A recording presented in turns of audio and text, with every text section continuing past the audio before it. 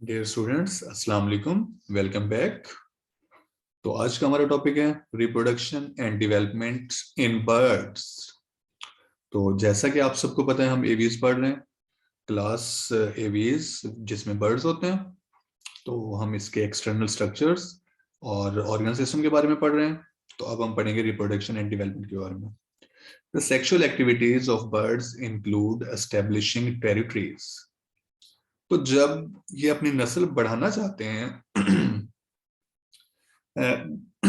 they want to increase their offspring, then अपनी territory को सबसे पहले ये हद बंदी करते हैं जी कि ये हमारी टेरिटरी है और अब इसमें हम किसी और स्पीशी के इंसेक्ट को बर्ड को और अपनी ही स्पीशी के बर्ड्स को समटाइम्स अलाउ नहीं करेंगे। देन जब वो अपनी टेरिटरी एस्टेब्लिश कर लेते हैं तो फाइंडिंग मेट्स, तो फिर अपना साथी ढूंढते हैं। कंस्ट्रक्टिंग नेस्ट्स, और फिर ये मिलकर नेस्ट बनाते हैं। इनक्यूबेटिंग एग्स, और फर्टिलाइजेशन करने के बाद एग्स को इनक्यूबेट करते हैं, उनकी हिफाजत करते हैं, उनको फेवरेबल टेम्परेचर देते हैं।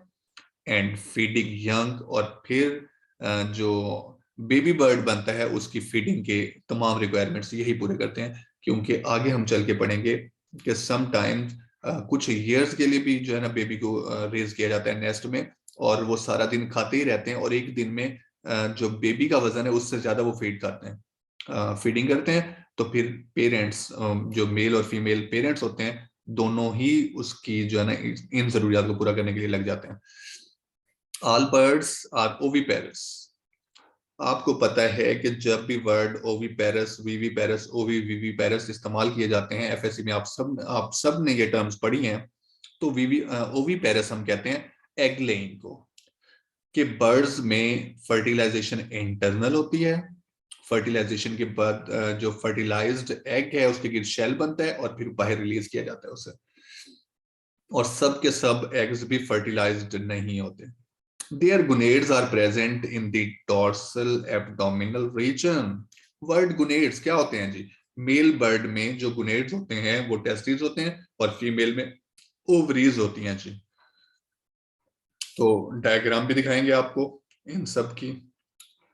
Next to the kidney, kidney के साथ ही। तो यहां देखें जी, ओविडक्ट, ऑस्टियम का टर्म आएगा। इनमें एड्रिनल ग्लैंड भी होते हैं। Eggs in ovary white colour में दिखाए गए हैं। किडनीज हैं, शेल ग्लैंड है, क्योंकि शेल ग्लैंड ने सिक्रीशन करके एग के गिर्द शेल चढ़ाना होता है। Then ureter, then oviduct, cloaca, ये दिखाया गया है। तो सबसे पहले पढ़ते हैं जी मेल रिप्रोडक्टिव ऑर्गन्स। तो बहुत ही आसान बताया गया है यहाँ पर, सिर्फ 2 पैरा में ये बात मुकम्मल कर दी गई है कि मेल रिप्रोडक्टिव सिस्टम क्या होता है, ऑर्गन क्या होता है, फीमेल क्या होता है। और आपके लिए आज काफी अच्छी इंफॉर्मेशन है, क्योंकि आपको ये टॉपिक हमेशा के लिए क्लियर हो जाएगा कि क्या होता है इनकी रिप्रोडक्शन और कैसे होती है। टेस्टिस आर पेयर्ड, यानी पेयर में होती हैं testes. Coiled tubules, vasa deferentia होती हैं जी इनमें। Transfers sperms to cloaca, male में जी स्पर्म्स बनने के बाद क्लोएका पर पहुंचा देते हैं। The vasa deferentia enlarges to form seminal vesicle, और जब ये स्पर्म्स ट्रांसफर करने लगते हैं तब ये साइज में बड़े हो जाते हैं और नेम दिया गया है इस वेजिकल को, जहां से स्पर्म निकल के जाते हैं, सेमिनल वेजिकल। तो it stores sperms temporarily and maturation of sperm occur before mating. Before mating से पहले जी तो स्पर्म्स को मैचुराइज किया जाता है, मैचुरेशन होती है उनमें, और टेम्परेरी स्टोर भी किया जाता है। अब अहम बात कि testes are in large during the breeding season. जब ब्रीडिंग सीजन होता है टेस्टिस लार्ज हो जाते हैं, बड़े हो जाते हैं। Birds have no intermediate organ, copulatory organ. तो बर्ड्स में कॉप्युलेटरी ऑर्गन नहीं होता। तो क्लियर कर लें ये कंसेप्ट कि बर्ड्स में कॉप्युलेटरी ऑर्गन नहीं होता।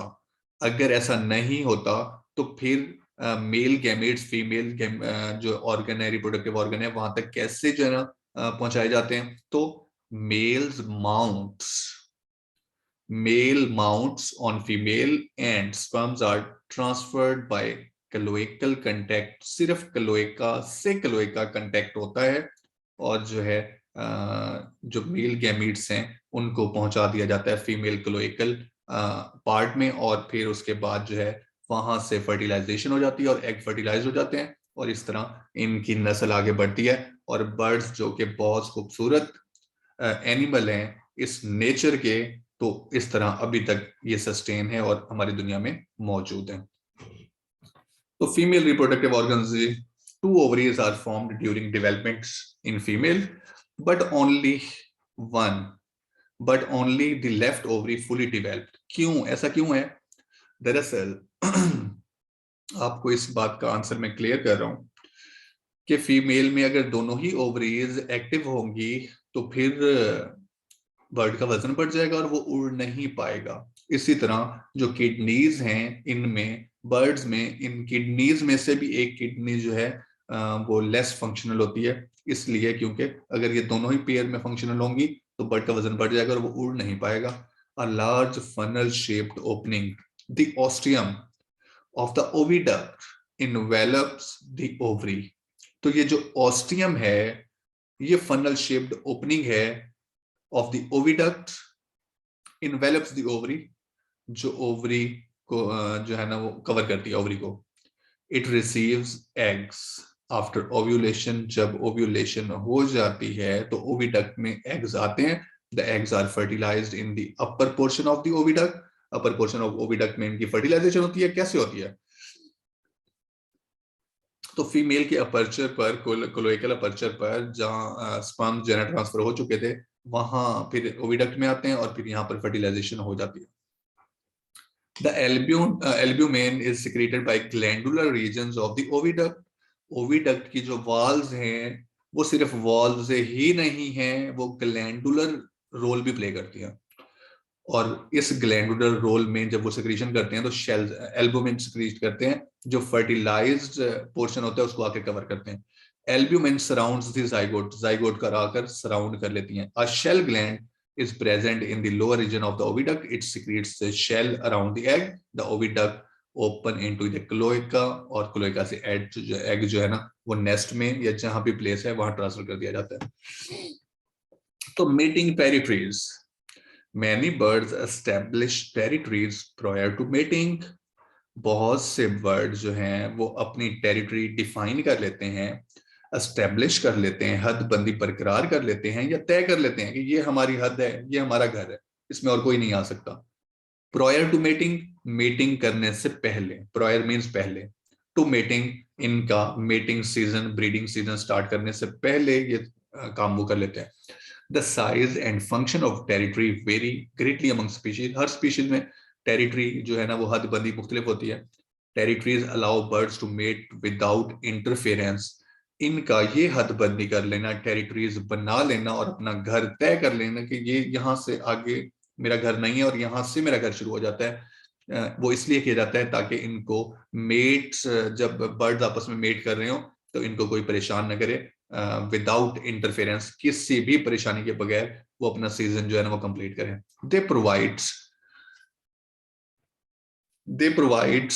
Greatly, they provides nest locations and sometimes foods resources for adults and offsprings। तो इस दौरान जब वो अपनी टेरिटरी डिफाइन करते हैं तो ये खुराक भी देते हैं और तमाम रिसोर्सेज भी अपने पास रखते हैं अपने ऑफस्प्रिंग्स के लिए और अपने एडल्ट्स के लिए। Breeding birds defend there territories, और वो डिफेंड करते हैं, उसकी बका को बरकरार भी रखते हैं। दे एक्सपेल इंट्रूडर्स, कब्जा करने वाले को इंट्रूडर्स कहते हैं, जो हमारे अहाते में आकर जो है ना हमें परेशान करने की कोशिश करता है, उसे इंट्रूडर्स कहते हैं। ये उनको एक्सपेल, दूर धकेलते हैं। ऑफ द सेम सेक्स, इनकी एंड स्पीशीज, इनकी अपनी स्पीशी का भी हो सकता है। तो थ्रेट्स आर कॉमन, थ्रेट्स तो फिर हैं, परेशानी तो है, खतरा तो है, but actual fighting is minimum. जैसे हम बता रहे हैं इनकी आपस में जो लड़ाई होती है वो कम होती है, हमारी सोच से कम ही होती है। उसके बाद है जी मेटिंग। तो हम देखते हैं जी मेटिंग में क्या होता है। The mate is attracted to its territory during mating। तो हमने अभी कुछ देर पहले ही पढ़ा है, इसी टॉपिक में ही पढ़ा है कि अट्रैक्ट किया जाता है फीमेल को। उससे पहले टेरिटरी डिफाइन की जाती है, फिर फीमेल को अट्रैक्ट किया जाता है, फीमेल आती है और ये नेस्ट बनाते हैं, फिर मेटिंग करते हैं, फिर एग्स बनते हैं, उनकी इंक्यूबेशन होती है।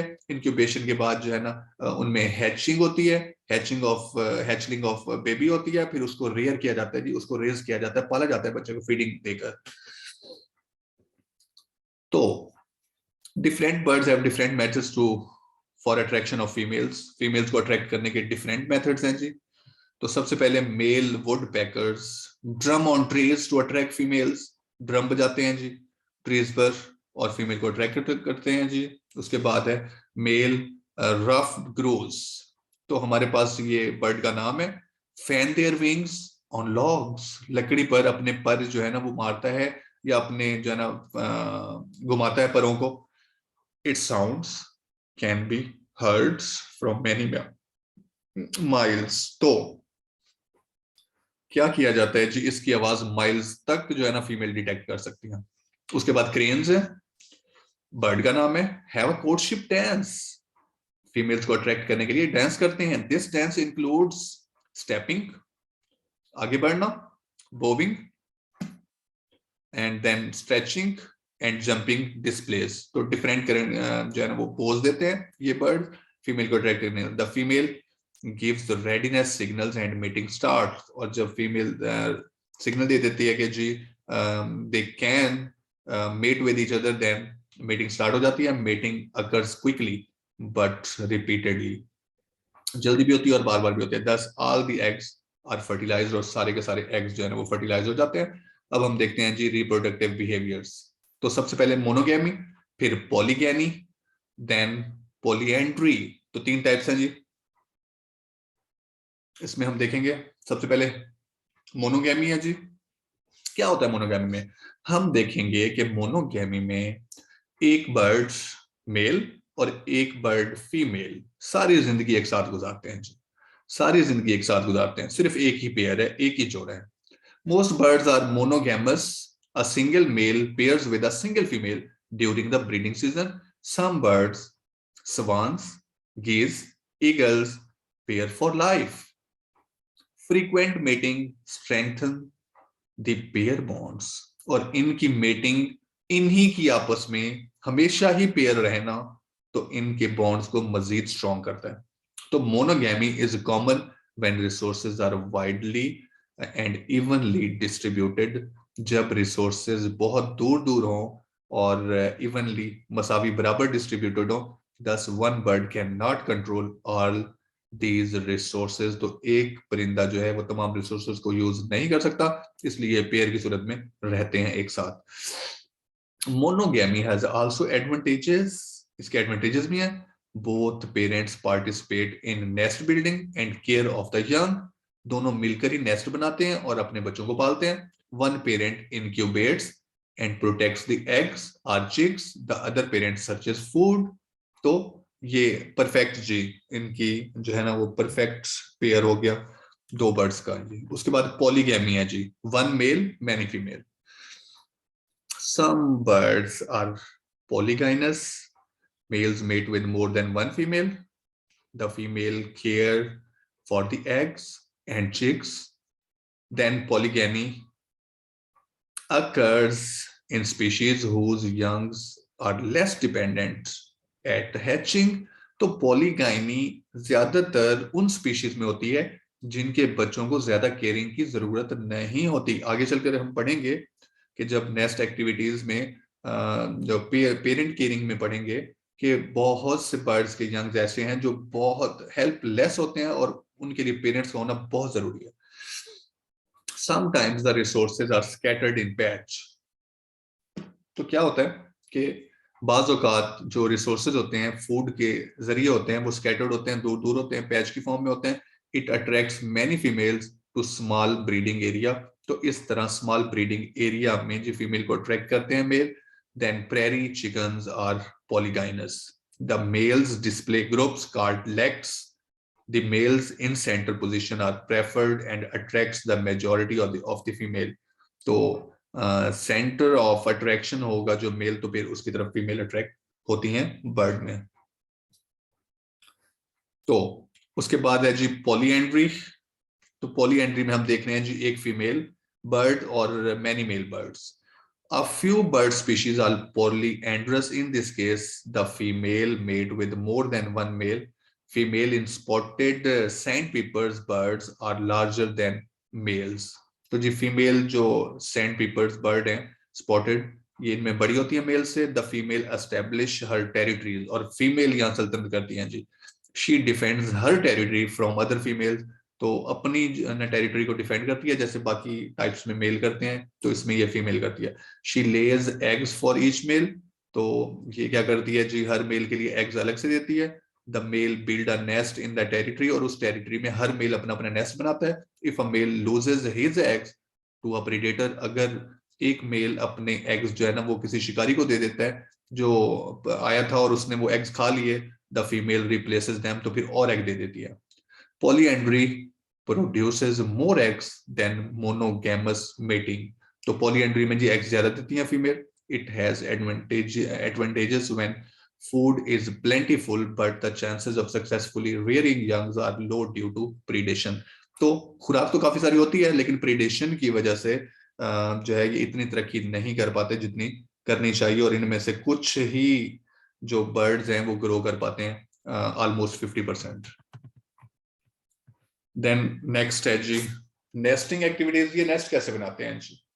The nesting behaviour of birds is species specific. Some birds choose nest site away from other members of their species.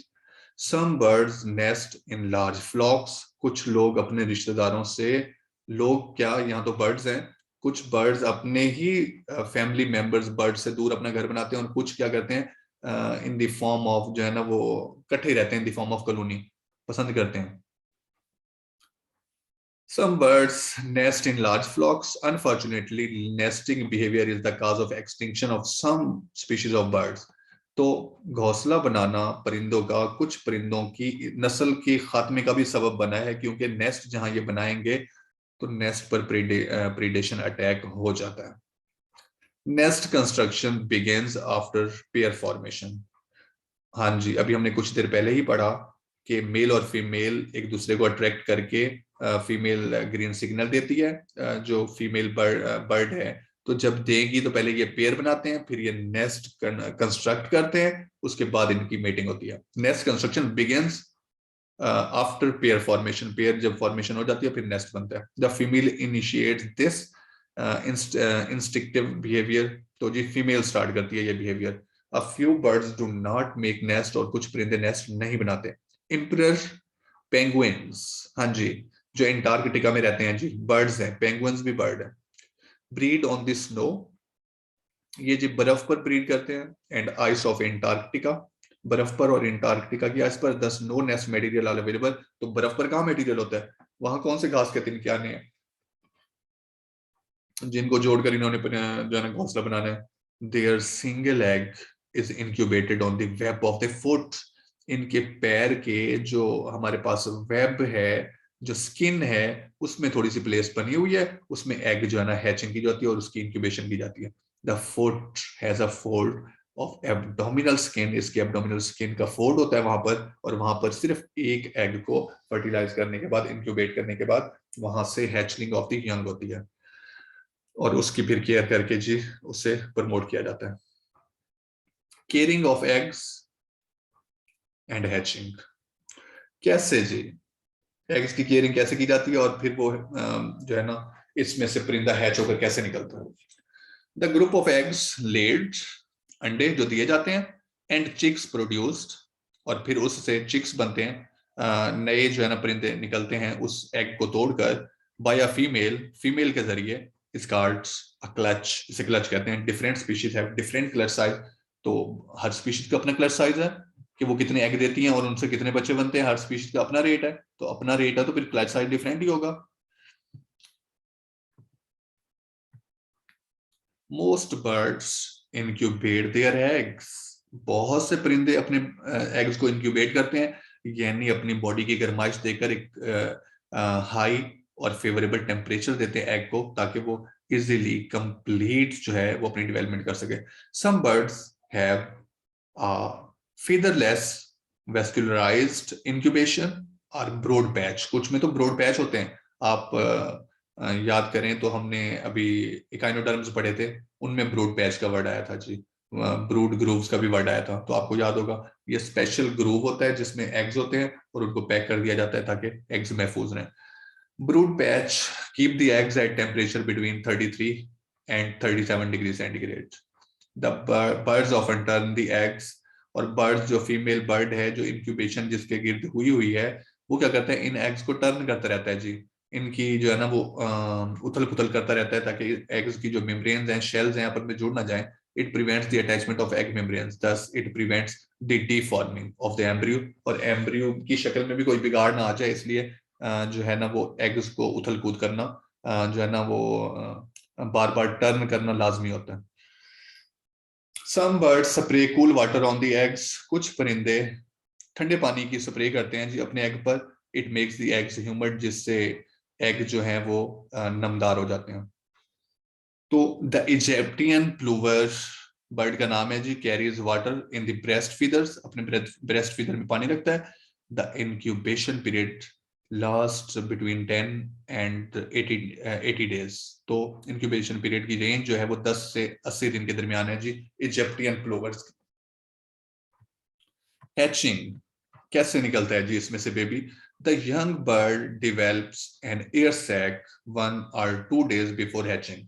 जब परिंदा जो है वो हैच होने लगता है, परिंदा हैच होने लगता है, तो उससे 1 या 2 दिन पहले क्या होता है जी, एक एयर सैक डेवलप होता है उस एग में.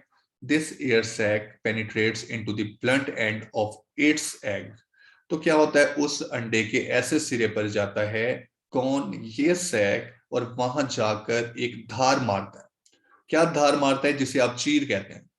तो जब एग में चीर आ जाता है थोड़ा सा, तो ये साइन है कि जी एग हैच होने वाला है. It inflates lungs of young. तो जो यंग उस एग जिसने हैच होना है उसके अंदर मौजूद है, उसके जो लंग्स हैं इन्फ्लेट हो जाते हैं. क्यों? क्योंकि उसमें एयर चली जाती है और एग्स में बाहर से धार लगने की वजह से, चीर आने की वजह से अंदर एयर आ गई, तो उसने लंग्स को जाके इन्फ्लेट कर दिया. एंड इट स्टार्ट्स ब्रीदिंग, और फिर वो सांस लेना शुरू कर देता है. The young bird PACS.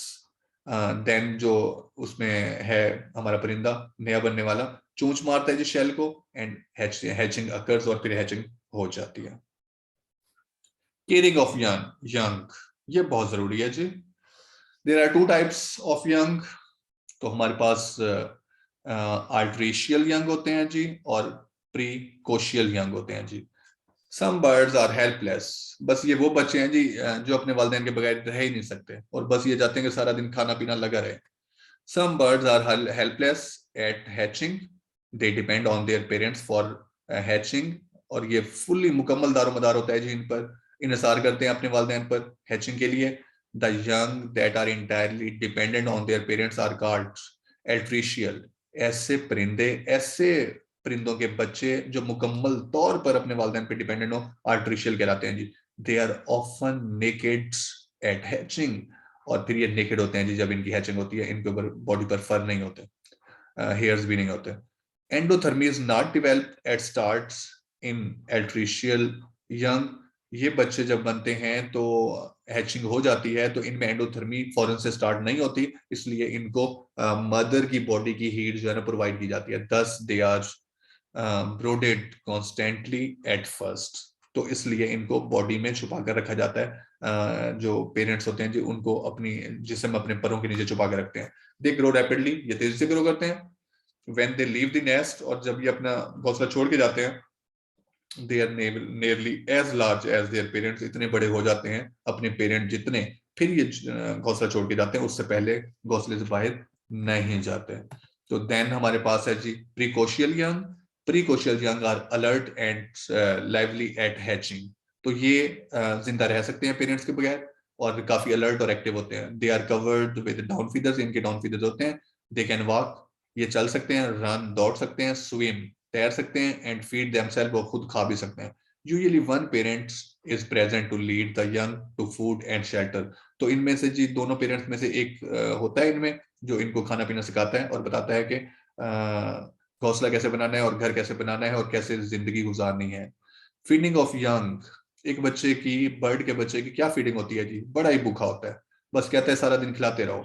Young artificial bird have a huge appetite, बहुत भूख लगती है जिसको, तो one or both parents continuously search food for it, तो हर वक्त इसके लिए खुराक तलाश करते हैं। The young may consume a mass of food that equals their own weight each day, एक दिन में एक बच्चा, परिंदे का बच्चा इतना ही खाना खा लेता है जितना उसका पूरा वजन होता है।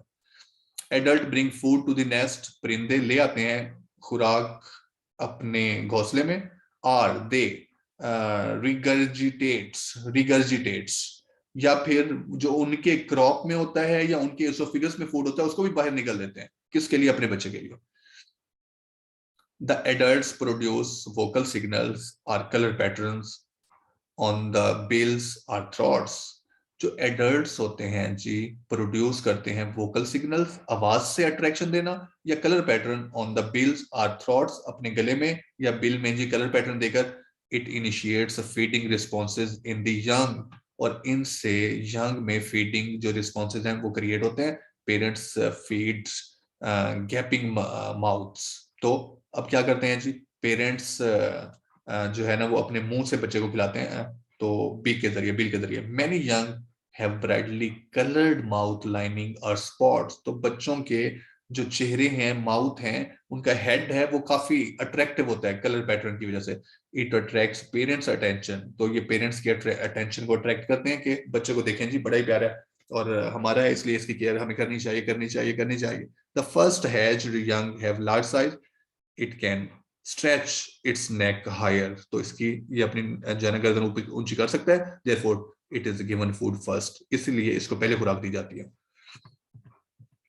तो हमारे पास life span of birds, life is a brief for birds, परिंदों की लाइफ इतनी ज्यादा नहीं होती, कम होती है।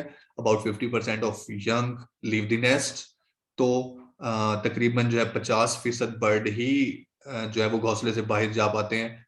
मतलब 50% ही सिर्फ सर्वाइव करते हैं, और इतने सर्वाइव करते हैं कि अब वो घोंसले से बाहर जा सकते हैं। इससे पहले जो 50% रिमेनिंग है वो डेड हो जाते हैं जी, वो इस एज तक नहीं पहुंच पाते। Remaining birds diets, most birds have lifespan of 10 to 20 years in captivity, पिंजरे में ही रहते हैं 10 से 20 साल, but this life span is shorten in natural condition. अगर हम पिंजरे में रखें तो 10 से 20 साल रह लेते हैं, लेकिन पिंजरों में ना रखें तो बेचारे 1-1.5 साल में ही खत्म हो जाते हैं। The average American robin lives 1.3 years, the average black capped chickadee lives less than 1 year. Then mortality, rate of death is known as mortality, is high in the first year due to predators and adverse weather condition, तो मौसम की सख्ती और दुश्मन शिकारी शिकार कर ले तो फिर उनकी जिंदगी खतरे में हो जाती है और वो सरवाइव नहीं कर पाते। उम्मीद करता हूँ आपको लेक्चर बहुत अच्छे से समझ आया होगा। फिर भी कोई भी क्वेश्चन है तो आप कमेंट सेक्शन में इसको मेंशन कर सकते हैं, तो आपको इसका आंसर दिया जाएगा नेक्स्ट वीडियो में। अपना ख्याल रखिएगा। अल्लाह हाफिज।